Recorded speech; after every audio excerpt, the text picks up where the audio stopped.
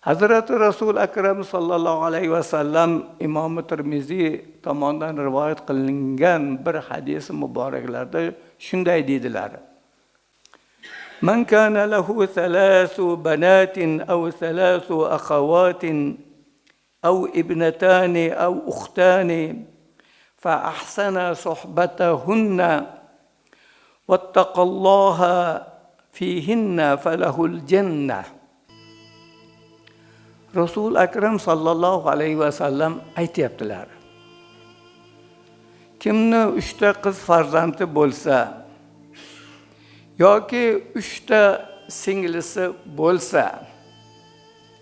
yoki 2 ta qizi bo'lsa yoki 2 singlisi bo'lsa, ya'ni singlisimi, opasimi bo'lsa, shularga qiladigan munosabati, muomalalarni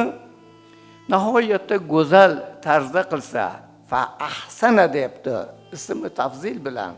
mubolag'a bilan, ya'ni bu